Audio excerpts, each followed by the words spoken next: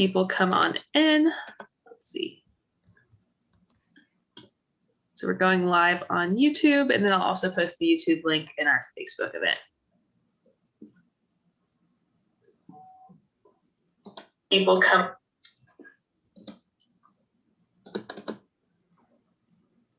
All right, and let's just put this on Facebook. We have about a minute till start time.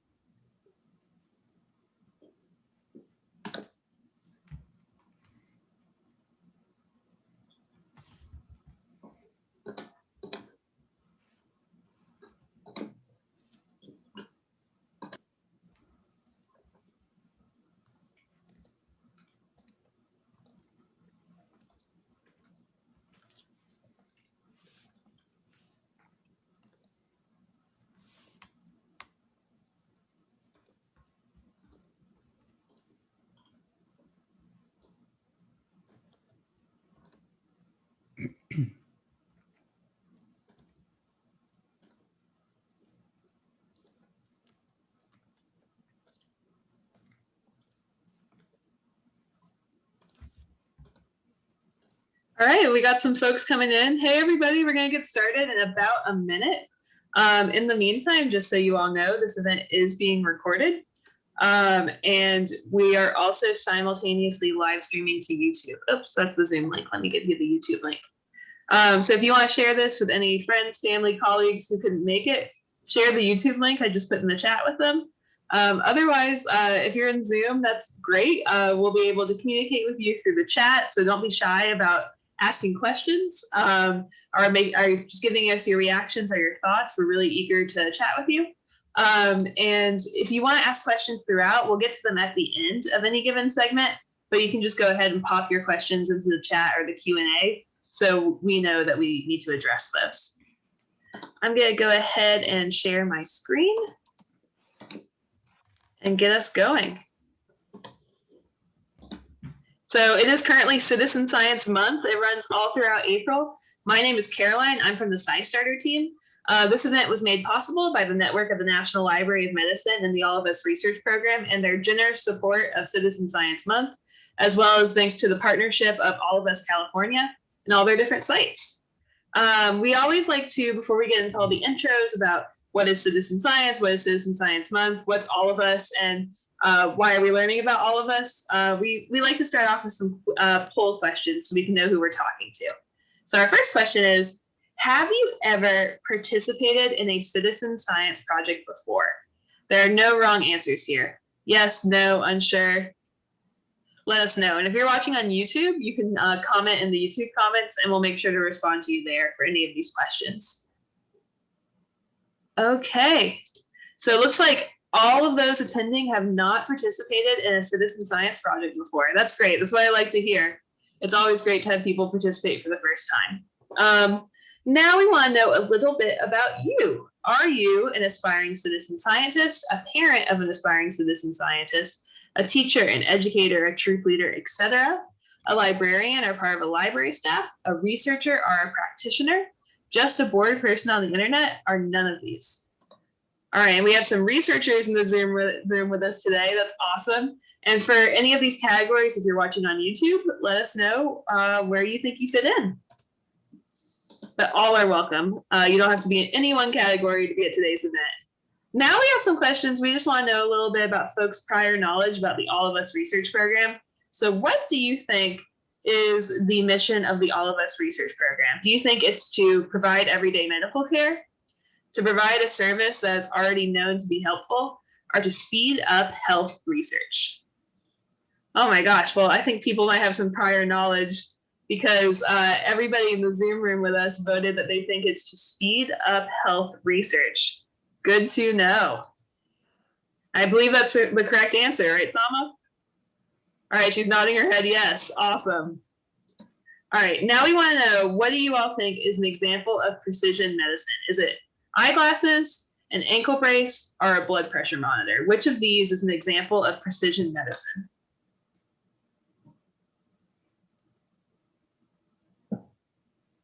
I'll let everybody vote.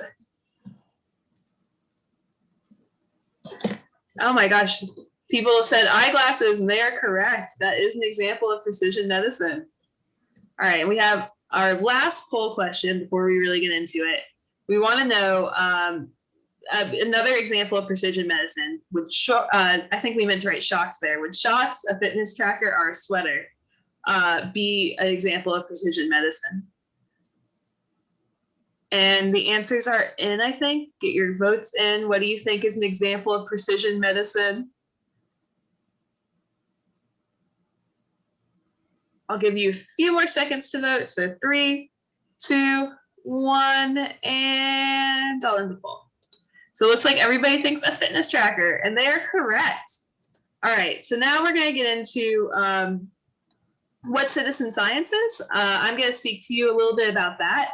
I'm Caroline from the SciStarter team. And then we'll move on into a presentation from Dr. Mark Goodman about some of the applications of all of us. You might be wondering why precision medicine, why contribute to this research? Well, Dr. Goodman will talk to you a little bit about some of the exciting research applications. And then at the very close of today's event, we'll zoom out and talk about how you can move all of us forward and get involved with it. If you have any questions throughout or any thoughts, or you just want to share with us, don't be shy about putting those in the chat and letting us know. But first, citizen science. It's Citizen Science Month, but from what we saw in the poll responses, many of you haven't done citizen science before. You might be wondering, what on earth is this thing? And why are you talking about it? And why did you partner with all of us? Well, we did that because we're super excited and passionate at SciStarter about public engagement in scientific research. And we know that millions of people enjoy science and nature.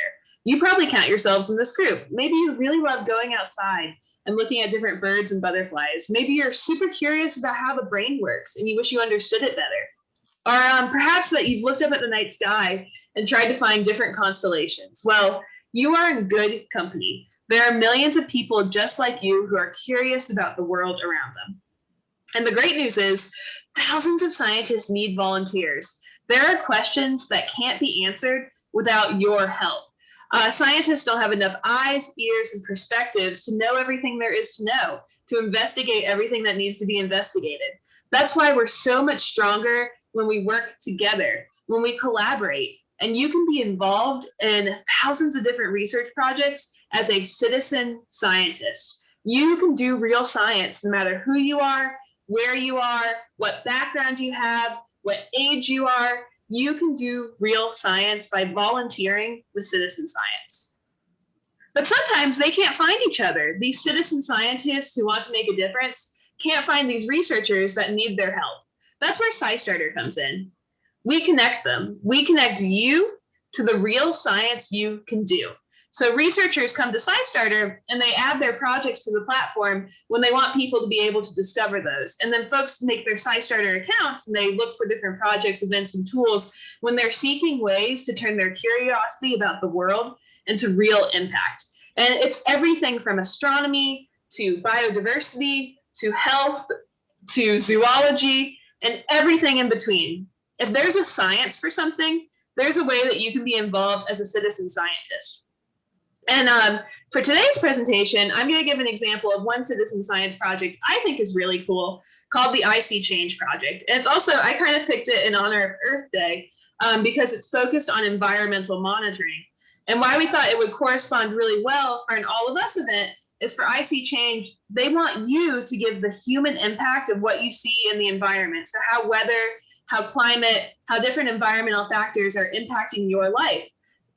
They look for that qualitative data, the words and pictures, to complement quantitative data they have, like temperature measurements or inches of rainfall. So you could give your feedback on what air quality is doing to your health, or what you've observed with flooding and how it's impacted your ability to go about your day. All of these are great observations for ISeeChange. They just want you to document what you see in your community. And we thought that would be a perfect tie-in for taking an active role in understanding health and the different environmental factors of health. So as I mentioned, it is Citizen Science Month. If you're enjoying this event, you can go to citizensciencemonth.org to find over 100 events that people have added from all over the world. And you can also find additional events in partnership with All of Us California. Each event has its own spin on it, has different speakers and more cool topics to discover. So we really urge you to do that. But back to what citizen science is. What is it? It's a collaboration between researchers and those of us who are curious, concerned, and motivated to make a difference. Basically, it's how people make an impact on the issues they care about and help science. And you might be wondering, how can I participate? Most often, you're collecting or analyzing data for an ongoing research project. And collecting data could be as simple as I just said, like for the ISeeChange project. It could just be submitting pictures and describing what you see. Analyzing data can be equally simple. You could just be, for example, there's one game that's featured on SciStarter's Network of the National Library of Medicine page. It's called Stall Catchers. By playing this game, you're analyzing blood vessels for Alzheimer's researchers. And it's as simple as that. You're able to conduct analysis just by going through the protocols, going through the steps specified by a given project. But citizen science, every project is different. Every research question is different. And I promise you, you'll be able to find the right project for you. And we have a short video about SciStarter. I'm going to stop for a second and make sure I'm sharing my sound because I always forget that part. Okay. We have a short video describing what SciStarter is and how you can discover these different projects.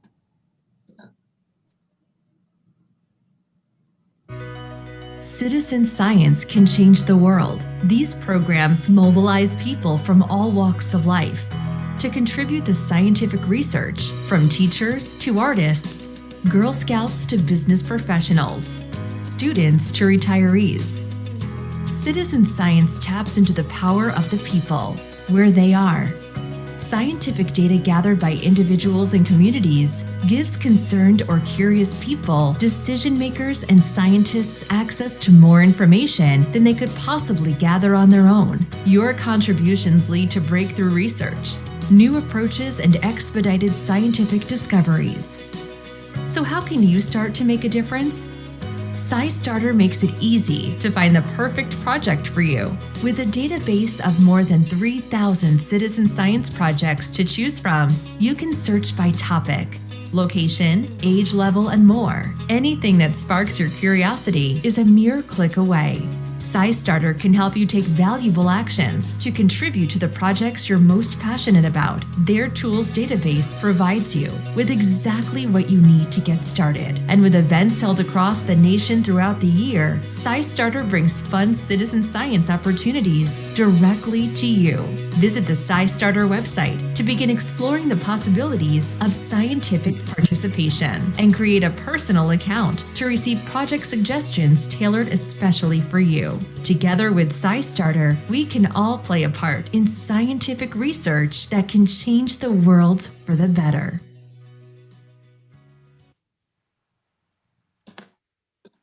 So there you have it. That's SciStarter in a nutshell. There are over 3,000 projects, events, and tools that have been added to the platform for you to discover.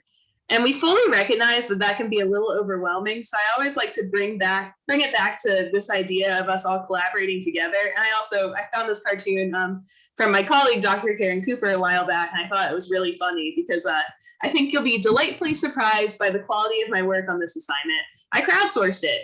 That's citizen science. Even if you didn't like science in school or you've never really done science in your life, citizen science, it's not what we may think of as like scary science or something that's intimidating or inaccessible to us. What citizen science really is a way for us to work together, to volunteer, to move science forward. And we're basically part of the biggest group project of all time. We're all working together to make a difference in the world and understand the world a little bit better by using science as a tool. And citizen science is serious science. I won't spend too much time on this because I want to get to our featured project. But there are a lot of things we know, and I'm happy to provide citations on request because of citizen scientists. We know that bird populations have declined by 50% in North America. And we also know that birds are breeding earlier just because citizen scientists like you indicated where they saw birds and when, and we are able to observe patterns in that data of change over time. We also know that there are 50 plus types of bacteria that live in your belly button. And Teresa must be so tired of hearing me make this joke. But if you're ever lonely, think again. You have all your bacteria there to keep you company. I think that's such a funny study, and it came out of NC State University because citizen scientists like you swabbed their belly buttons and sent those samples in for analysis. We also know that the first flowering of 19 species of plants has moved 9 days earlier. That's really major. That could be a big sign of climate change. And we know about that because citizen scientists indicated when they saw certain plants flowering and when. We also know that there's a new type of aurora in the night sky. And the citizen scientists who discovered it, they named it Steve, which I think is hilarious. I guarantee if a professional researcher had found that aurora, they wouldn't have named it Steve. I also think that NASA backronymed it. That may sound like an acronym, but it means that they came up with an official name that matches all the letters of Steve. If you want to know more about that, there's a documentary I really recommend called Chasing Steve about the citizen scientists who found this aurora, this astronomical phenomenon in the night sky. But that's a whole nother webinar and also a really cool project if you want to take a look. We also know because of citizen scientists, there's another Jupiter-sized planet and that invasive mosquito species have arrived in Germany. Another really important tie-in with citizen science. You know, mosquitoes are a public health hazard. They have all sorts of different implications. And the fact that citizen scientists just like you on the ground in Germany were able to send their observations in about this could make a big difference for their public health officials. And I always like including this because we accomplished this in partnership with the network of the National Library of Medicine. In one weekend in 2019, citizen scientists accomplished 2,566 research hours, or 3.5 months of lab equivalent research time for an Alzheimer's citizen science project called Stall Catchers. And the reason why this project is so cool is it wasn't, you know, professional researchers just doing the research. We had teams from all around the world playing the game at the same time to do this analysis. And the team that won, that accomplished the most research, was the Los Angeles Public Library. So California always comes out and does a great job for citizen science. So, you know, you've heard about all the different opportunities, all the thousands of ways for you to engage. This can be a little overwhelming, so we recommend that you go to scistarter.org/NLM to get started. On this page, we have our featured projects that were selected by the network of the National Library of Medicine to kind of step you into the whole world of citizen science. And there's also information on this page about the All of Us research program. One of the featured projects on this page is the ISeeChange project, which is the one we're really diving into today. It's a global community of people just like you who are documenting the real life effects of climate change and contributing to solutions. So you might be wondering, what on earth does that mean? And we described it a little bit, but it's really just as simple as taking a picture of what you see in your community, describing it, and posting it. And you can select different investigations. I like doing the air quality investigation. I'll report on what the air feels like around me in my area. But whatever you observe in your community, you can post about. And once again, California, there have been some great posts in California. In fact, in Los Angeles, a group of citizen scientists consistently posted about drought-stressed trees that they found in their community. And this led to a research result about the future of urban trees in California. In places like New Orleans, posts have influenced stormwater engineering plans and have helped the health department understand heat waves. And globally, anyone can post to ISeeChange. And I think it's as simple as just taking a picture and describing it. And one thing the ISeeChange project says a lot is you're the expert in your own backyard. So if you've noticed that it's unseasonably hot or it's uncharacteristically smoggy, or whatever you've noticed that's different from how the weather and the environment usually is, you can post that to ISeeChange. And that is valuable data. Your perceptions, your understanding of the world is valuable data to get the full picture of what's happening globally with the environment. At the end of the day, ISeeChange is connecting people to their changing environments to make solutions together. And a case study of this, and I brought this up because it's one I've been working with a little bit more recently, and I think it's really cool what they're doing. I'd love to see something similar in California. The ISeeChange project, they're really honing in on flooding in Miami, Florida. And they're asking people if they notice flooding on the sidewalk or if they see water pooling up, just take a picture of it, describe it, and post it. And that qualitative data, those words, those descriptions, those pictures are paired with sensor data that they have about inches of rain and things like that. So these are some more posts from community members in Miami. And the ISeeChange project, because so many people are posting about this and they have such a great data set now, they're able to collaborate with local resilience leaders to have some sort of infrastructure interventions to make Miami safer and more resilient to this hazard of flooding. just more posts from the community here. So I want to know what you all are seeing change in California. What environmental hazards are you encountering? What do you see just outside your front door in urban areas and rural areas, wherever you happen to be based? Whatever you see is important data, and I urge you to post it to the ISeeChange project. And if you want to bring in the health connections, how the environment is impacting, your lived experience, post that too. ISeeChange is really respectful of privacy. So even if you post, the exact location that might be your home, they kind of zoom it out to the city level. So if you're on ISeeChange, you might see my posts a lot. I tend to post about the flowers right outside my window. And rather than giving my personal address, it gives my city, which is Satellite Beach, Florida. So if you want to see flowers and my commentary about how I think they're reacting to temperature changes, and quite frankly, I think my flowers are confused. They don't really know what season it is. Sometimes the leaves are yellow, sometimes they're blooming. The temperature has just been varying a lot, and I'm observing those impacts on my flowers. Something just like that, just your own conjectures of what you see in your community, that's worthy data for ISeeChange, and I urge you to participate. So that was our kind of citizen science brief explanation. Now we're going to pivot to Dr. Goodman. He's going to talk a little bit about the All of Us research program and some specific research outcomes that he wants to educate you about. So Dr. Goodman, take it away. Okay. Yeah, just wanted to introduce myself and then I'll share the screen. So I'm an epidemiologist, and I guess maybe one of the good things about the COVID epidemic is that people now know what I do for a living. Before, they used to think that I studied skin. I can also say in response to Caroline that we haven't seen much flooding in Southern California. I'm in Los Angeles for a long time, but my hummingbirds, I kind of was perplexed at what they were doing, because I'd see them sailing around in the air like they were kind of on alcohol or something. And then I realized it was because they were eating bugs. So I never knew that hummingbirds ate bugs, but this year they've been eating a lot of them because I don't think there's too many flowers.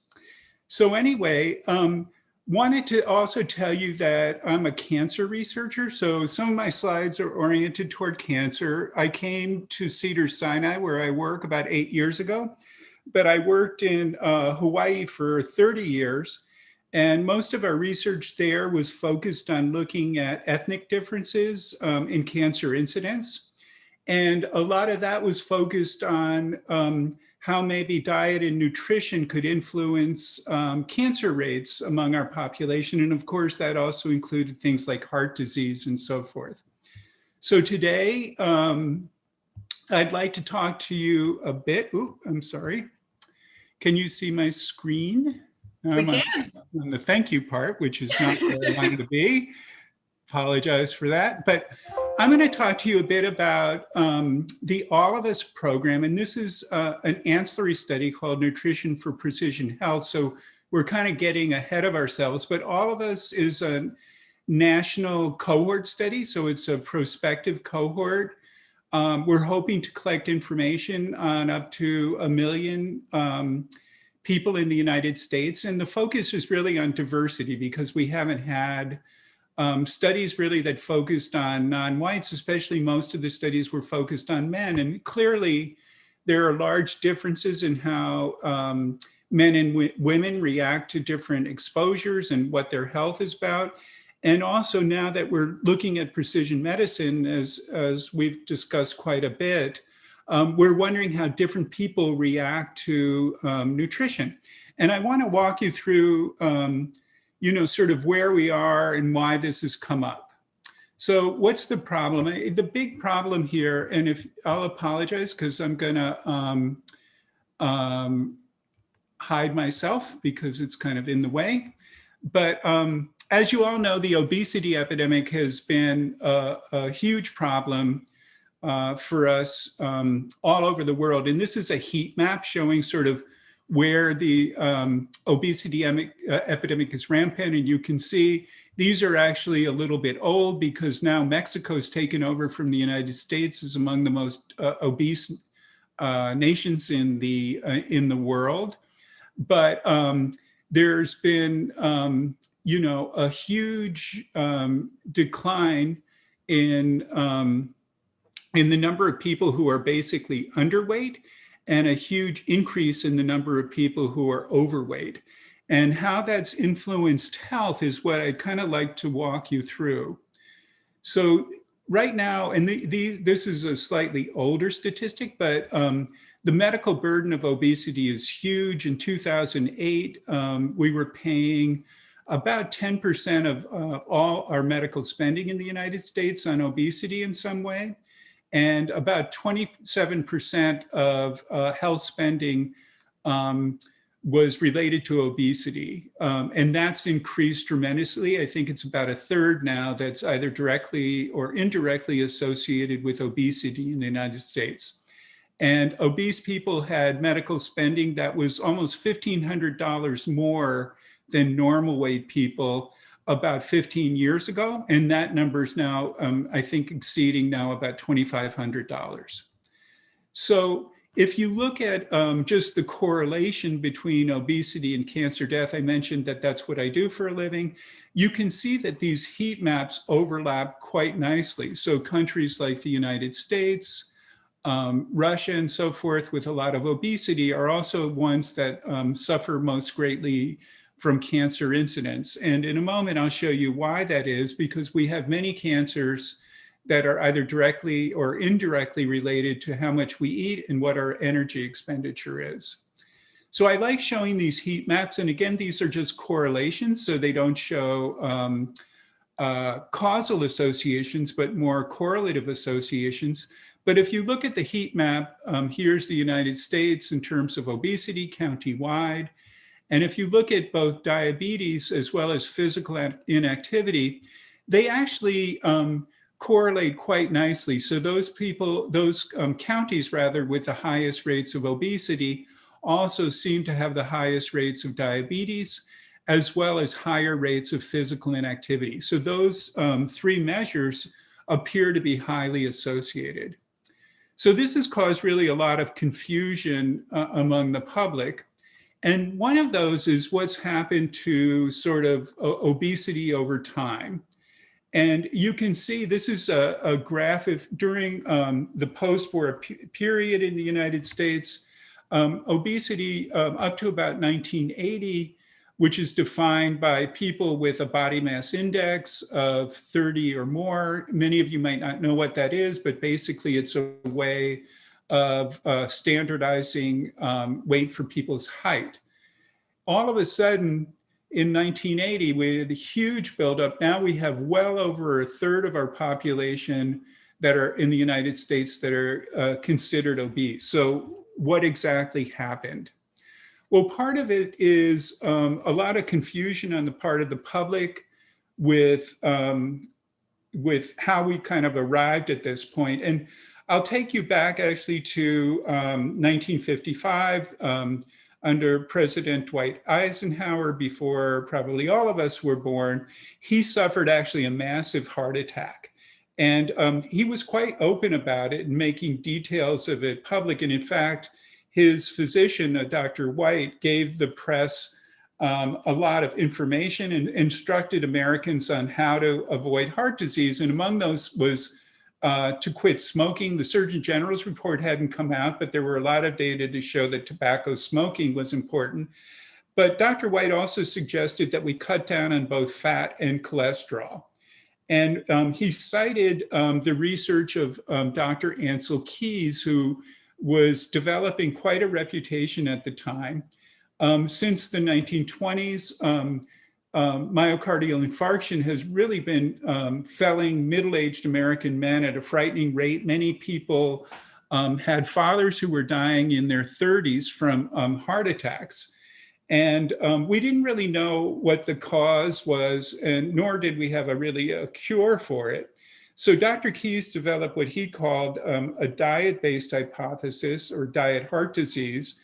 And for simplicity, I'll call it sort of a fat hypothesis. And this idea, which is now familiar to all of us, is that an excess of saturated fats in the diet, particularly from meat and cheese and butter and eggs, raises levels of cholesterol, and that sort of congeals inside the coronary arteries, causing them to basically harden and narrow. until basically you had a staunched blood flow, and in turn, then that causes the heart to seize up or a heart attack. So Dr. Keyes actually developed a lot of like-minded researchers and also issued a tremendous amount of sort of authoritative advice about people knowing the facts. And he said if they want to eat themselves to death, basically let them. And what he did was he created this quite famous, study. It was kind of his trump card, which was titled the 7 Country Study, in which he looked at about 13,000 middle-aged men in a variety of countries in Europe, Japan, and the United States, and issued a huge report in 1970 showing a strong correlation between the intake of saturated fats and deaths from heart disease, just how he predicted. And there was a lot of scientific debate that had swung now decisively behind this fat hypothesis. And the problem was that every time you questioned him, he'd say he had, 12,000 cases. How many do you have? So the number of men who were included in the study, and again, it was just men, not women, really sort of formed a basis for a cascade of subsequent papers, which had a rather rickety construction now that you look back at it. And there was really hard to avoid the conclusion that's, his hypothesis was formed around because of the large numbers.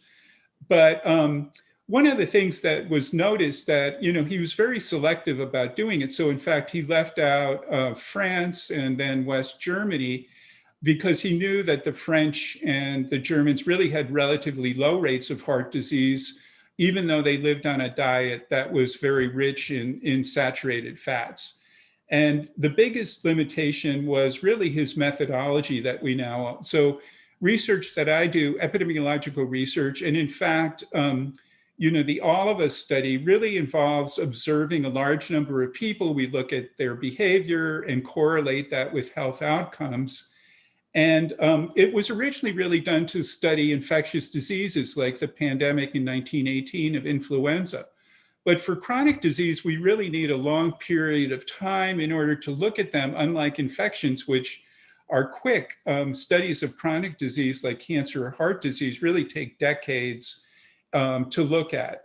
And really, we need a higher standard of evidence, which we call the controlled trial. And I'll talk to you a bit about what we're thinking.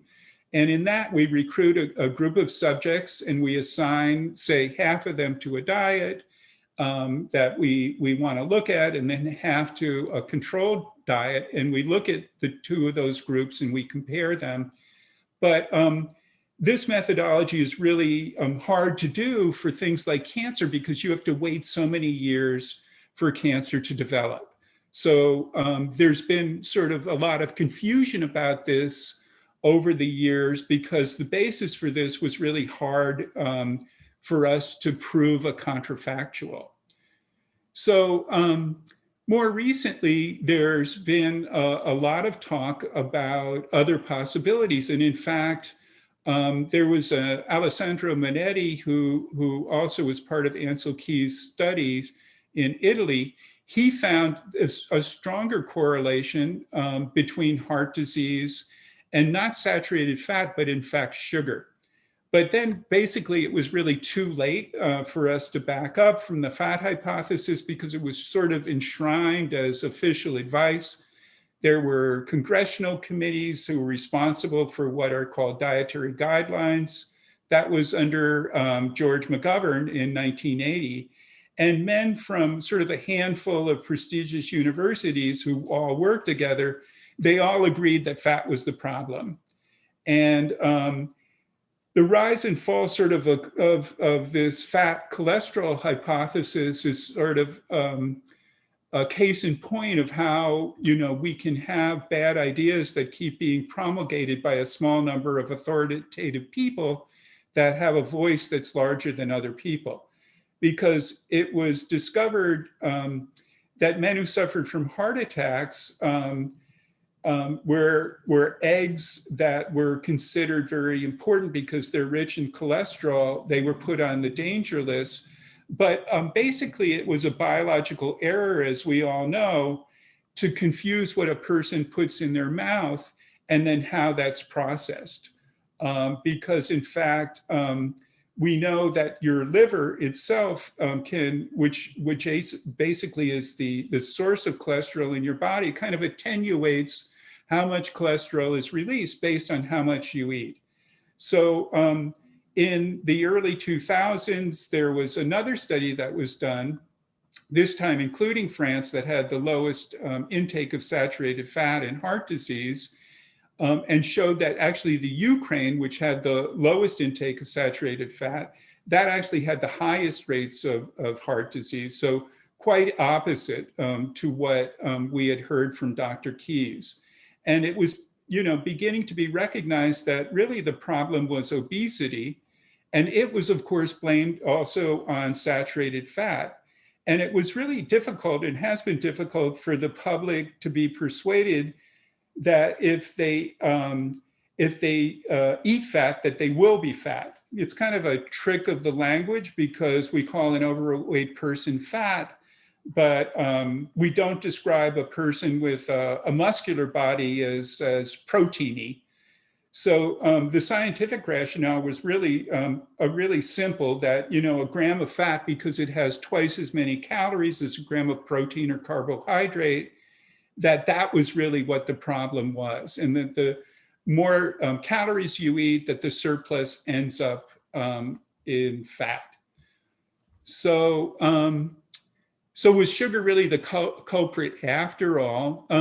This is just a quick summary that you can see. Here's disorders that are associated with chronic alcohol exposure, and then those associated with chronic fructose exposure. And you can see many of them coincide, like hypertension, heart attacks, too much fat in your blood, pancreatitis, which is a disease that's very painful and affects 5 to 10% of people, obesity itself and insulin resistance, things like hepatic dysfunction. We now know that the main cause of fatty liver disease, and certainly liver cancer, is no longer going to be alcohol nor hepatitis B or C, but in fact from overweight. So, so we've kind of turned a circle on this whole thing. And you can all remember Michael Bloomberg, wanting to keep sugar out of the diets in New York. And the idea was that if you increase the price of sugary beverages and decrease consumption, that you would reduce the number of diabetics, and ergo you would save, at that time, up to $30 billion, probably even more money. So that was sort of where the hypothesis went. So what about our eating behavior? This is just a few papers I pulled a few years ago, and I won't walk you through them, but there's some really interesting data, so that if you look at children, the obesity prevalence at 60 years among children who consume sugary or sweetened beverages during infancy was twice as high and significantly higher than that among non-sugary sweetened beverage consumers. So what you do early in life, or what your parents do with you early in life, can sort of set you up for what happens to you later. So children who consumed fruits and vegetables less than once daily during late infancy also had a much higher odds of eating fewer fruits and vegetables once they had reached the age of 6. And age of 6 was just because that's where the study stopped. So if you look at sort of, again, these are just food disappearance data, but you can see that we've been eating sort of fewer fruits and vegetables and less dairy and more meat than we did in the past. And our calorie consumption from vegetables has gone down 3% since the 70s. And because vegetables don't have a lot of calories, that means our intake of vegetables has really gone down rather a lot. So we have had a lot of changes in our diet over time. And then if I fall back at that map, but again, show you another heat map of daily vegetable consumption. You can see that that also superimposes quite well with diabetes, obesity, and physical inactivity. So they appear to be quite correlated. So how has this affected our health? Well, data has shown that really approximately maybe a quarter, probably more like a third of cancer cases in the United States and other developed countries can be attributed directly to poor nutrition, to physical inactivity, to overweight, and of course also to obesity. So we know that if we can do something about it, because this is where we can do a lot of prevention. And again, I'm just talking about cancer right now because that's what I do, but this is also important for a variety of other diseases which influence our health, not only morbidity, but also mortality. So which cancers are associated with body mass index? Many of you probably know what they are, but there's a whole raft of different cancers, large numbers. I won't go through all of them, but many of these are very important. So liver cancer is one of the few cancers that's on the rise right now. It's increasing significantly year on and year out. And I already mentioned that that's related to fatty liver disease. Things like gallbladder disease, pancreatic cancers increased tremendously, possibly because of insulin pathways. Endometrial cancer is almost dose responsive to obesity, and that's related to endogenous hormone production, even in obese people, because once in a woman your ovaries shut down, you still get circulating estrogen from your fatty tissue. So those fatty depots can still cause you to have an increase in disease. So likewise, there's a variety of cancers that are associated with diabetes, many of the same ones. This is a rather long list, but again, for liver cancer, which is on the rise, there's a really strong relationship, 2.5-fold higher among people who are obese or overweight compared to those who aren't, and there's a huge gradient in risk of these things.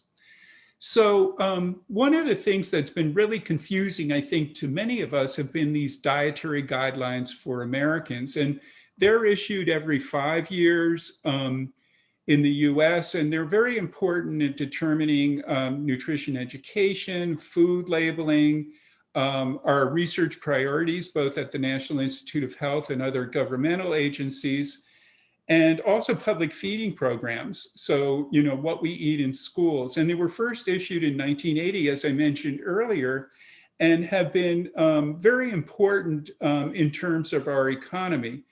And these guidelines really are issued by an expert group of 11 to 15 people who are appointed to review the best and most sort of current advice from that we have. But unfortunately, the way that it's reviewed, and particularly there's been a lot of criticism of this group, both in 2015 and 2020, that they weren't really following the science. And what they do lacks transparency, and their methodology is poor for reviewing the science. They don't get all of the literature. They exclude large numbers, really, of rigorous scientific studies, and instead rely on sort of, maybe we could call it gut feelings. It's a little more than that, about what they think is right. And the committee considered evidence strong that the Mediterranean diet or US style and vegetarian diet could reduce mortality from all causes. In fact, without there being a single experimental trial showing that was true. And they relied exclusively on observational or epidemiological evidence for this. And as I mentioned before, these can only show associations, really not causal relationships. So they're really not able to reliably prove that this is true. And clearly there's a need for more clinical trials. And also the fact that we don't we know that people eat all very differently from each other, and this one size fits all of eating right is really very frustrating, I think, for many of us, because they don't know what to do about their diets. So this was a way of leading into this new precision medicine initiative. It's based on us having a better understanding of the relationship between diet and health, and is part of a really large decade-long strategic plan from the National Institute of Health for Health Nutrition Research, which is emphasizing kind of opportunities for us to understand how individual human biology and molecular pathways influence the relationship between diet and environmental, social, and behavioral factors that influence our health. Things like food deserts we've all heard about. So do you live in a place where there's a lot of food availability or where there's a lot of fast foods? And this is the first study that is based on all of us. So we're hoping that we can pull in people who are on the All of Us study to be included. And these will be high quality nutritional studies with a goal to develop algorithms that predict individual responses to food and dietary patterns, because we know that nutrition plays an integral role in diet and nutrition and how our health then is affected. So I want to walk you through a little bit about what we're doing. This is a new, basically a new study. The idea is to develop several different places. We are being reviewed right now. We just submitted a grant proposal a few weeks ago to become a clinical center, which will be all of the centers in California. That'll include University of California, Davis, Irvine, San Francisco, and San Diego. And then in LA, both Cedars-Sinai, where I work, as well as University of Southern California. And we'll be responsible for recruiting, consenting, and enrolling in participants into this, which is one of the reasons why I was interested in talking to you all. Then there will be Artificial Intelligence Center, which will look at modeling and bioinformatics. There'll be a data generation center, which will look at metabolomics and clinical assays, do dietary assessment, and look at the microbiome, which is the sum total of all of the bacteria, fungi, and archaea that are in your gut and help us to actually digest foods. And then, of course, there'll be a big biobank. And sort of that's the way the design is. There'll be up to 5 or 6 clinical centers that are distributed around the United States, and we're hoping to be one of them. So I just wanted to tell you how this was going to work. There'll be 3 modules. The first one will follow about 10,000 participants in all of us for about 14 days to look at baseline diet and then physiological responses to a test meal challenge. And I'll show you that in a moment. Those 10,000 participants then are eligible to participate in both modules 2 and/or 3.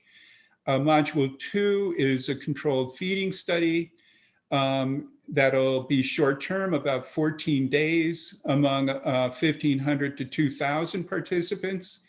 And then module 3 is the most complicated. That'll be domiciled. For California, we'll domicile them at both either UCLA or the USDA Nutrition Center up at Davis. And they'll be on 3 short-term intervention diets, and it will include about 500 to 1,000 individuals. And you can see down here, we're going to collect just tons of information on all of these people. So by way of study design, just for us, as I mentioned, there's the PIs of all of the California sites. We've got a huge leadership group that includes community engagement and digital health, like Sama Yunus does for our group. She'll talk to you in a bit. We also included, of course, a variety of nutritionists. We have an internal advisory committee. And then most importantly, we'll have a community advisory committee, which will be led by Hugo Campos, who we worked with for a long time, and will guide us on what they think are important problems in our community and where we should be going. And by collecting sort of a large, rich information database in diverse communities, we'll apply sort of statistical modeling to identify factors that might differentiate groups that have predictive power for various disease. So we'll look at eating patterns, for example, as I mentioned, food access, food deserts, and people with food insecurity, which is becoming quite a big problem. Race and ethnicity, of course, things like adverse childhood events, like your family structure, your home environment, your education, community behavior, aerobic fitness, body composition, and things like that. And then we'll be able to look at sort of these short-term questions, like what kind of things cluster with these dietary patterns. And then on the long term, how do we influence health messaging to the public so that we don't have as much confusion as we've had in the past? So I just want to quickly, I know time is short, but walk you through a little bit more about the Module 1, because I'm hoping those of you who are listening to this will participate and maybe tell your friends and family to participate as well. This is the first module, and basically what we'll be doing is giving them sort of a shake. And we've designed this shake to interrogate mainly things like glycemia, which is the amount of sugar in your blood, and insulin in your blood in parallel. So to include palm oil, which has saturated fats and monounsaturated fats, to look at lipid metabolism. It'll include soy protein. It'll include blueberries, which are rich in polyphenols and have some fiber. And we'll be looking at, again, the microbiome, gut transit time, and permeability. And so this takes into consideration the principle that a consortium will include people with different belief systems, dietary habits, and food tolerances. And therefore, we kind of avoid animal products so we can deliver this diverse blend of macro and micronutrients and phytonutrients to as many people as possible. So people who travel, to the nearest All of Us site, again, this will be 14 days. They'll have a wearable. There'll be no randomization, but they'll include a frozen meal the night before. Then they'll come in for their test meal. We'll follow them for 14 days using various technologies. And hopefully this will give us a lot of information on what happens, during that time. So for Module 2, we've identified 3 different types of dietary patterns.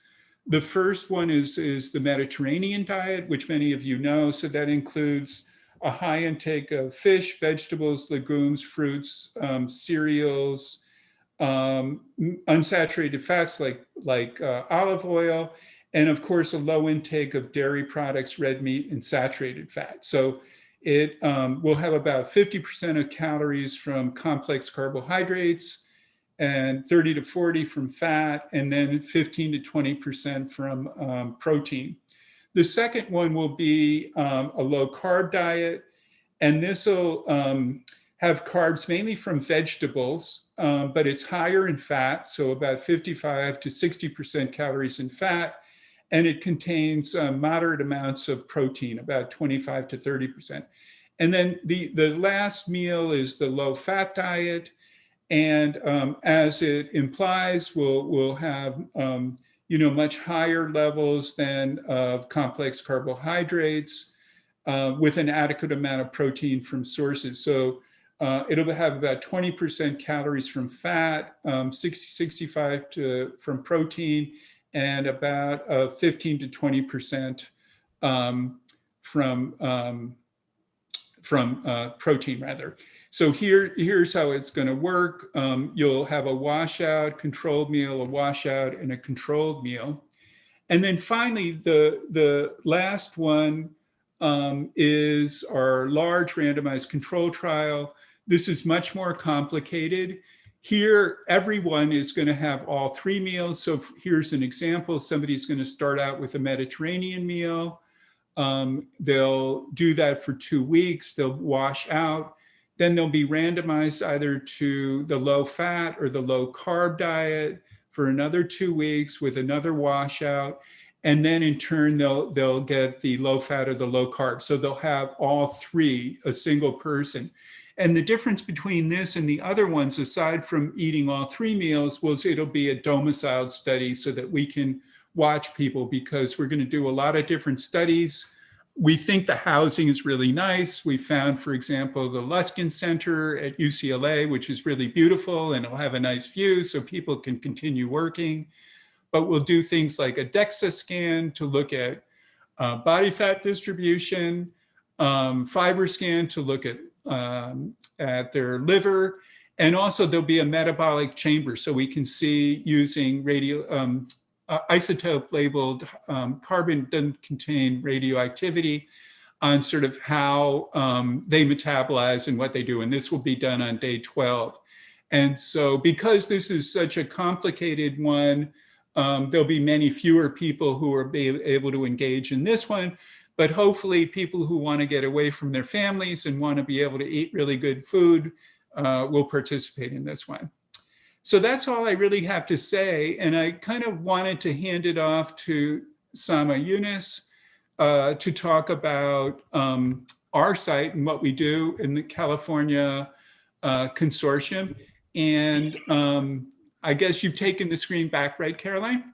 Yes, I have stolen the screen. Okay, thank you very much. Yeah, and thank you for that. And for everybody watching, I know we're going to drop a link in the chat for you all to sign up for all of us. And thank you to Dr. Goodman for educating us about that. So here's our call to action piece. You've heard about citizen science. You've heard about Dr. Goodman's work. Now you're going to learn about how you can sign up for the All of Us research program. So we have a few minutes left. So if anyone has any burning questions, go ahead and put those in the chat while Sama gives us our final call to action. So thank you for the intro. Dr. Goodman, thank you so much. I think you touched on a lot of the points, great points about the All of Us research program. So maybe we can move on to our last slide so I can give you guys just some information on the program. Thank you so much. So as he mentioned, the All of Us research program does want to take into account all these different things that make up our health, environment, lifestyle, socioeconomics, our genes. And we want, 1 million or more people across the United States to reflect our rich diversity across the country, to be able to join and participate and have all of our different communities be involved and represented in such a rich database where researchers will be able to come in and do a variety of studies with the goal of precision medicine and advancing healthcare for all of us, literally. So if you can, take out your phones. I hope you're interested. If you have any questions, any thoughts, please, you can either take a picture of this shot right here, or you can scan our QR code and leave us your contact information, and someone on our team will be more than happy to reach out to you and answer these questions and give you the process. Right now, you can start by completing consents and surveys online. And in hopefully the very near future, we will invite you to come in or be out at your different locations to see you and have you join the All of Us research program. So thank you so much for having us today, Dr. Goodman, Caroline, Teresa. Thank you so much. And everybody have a great day. If you have any questions, please drop them in the chat. Yeah, we have 1 or 2 minutes for questions. I'm not seeing any in the chat yet. So I'll ask you a question, Sama. So you mentioned right now people are filling out surveys to participate. What type of surveys will folks be filling out? So they will be on overall health and lifestyle, family medical history, your personal medical history, because all those things do play a role in our health. Those are really And as time goes on, they're developing new surveys that we will ask for you to complete. But everything in the program is completely voluntary. We want to keep you engaged. We want to return a lot of health information back to you that'll be important for you and your health and for future generations and research. Great. So let's see, I'm going to stop sharing my screen so I can see if there are any questions. I don't see any questions yet, so I'm just going to put the link in the chat. That's as you could see earlier, Teresa and I were modeling behavior, getting that QR code, and that's the link it takes you to. So go ahead and click that to get more info. Dr. Goodman, do you have any last words for us before we go? Not at all. I just hope those of you who are on will please join all of us. We'd love to have more people, and we think this is a really important study and a way for you to contribute to society. But thank you very much for your attention. Definitely. And really, if there's any questions or thoughts, you can reach out to us on the link that was posted in the chat or on the QR. We'll take your information and then call you or follow up with you. Yep. And we also, as you all leave the webinar, you'll see the survey. Just enter your email there, and that's another way we can get in touch. Because as we said earlier, citizen science and this whole field of being engaged in science is a collaboration.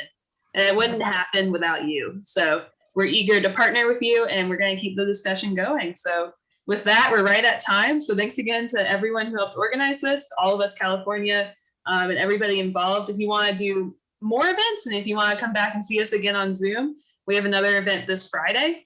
We're focusing again on a different aspect of research and citizen science. So go to citizensciencemonth.org, or also just keep your eyes peeled for a follow-up email.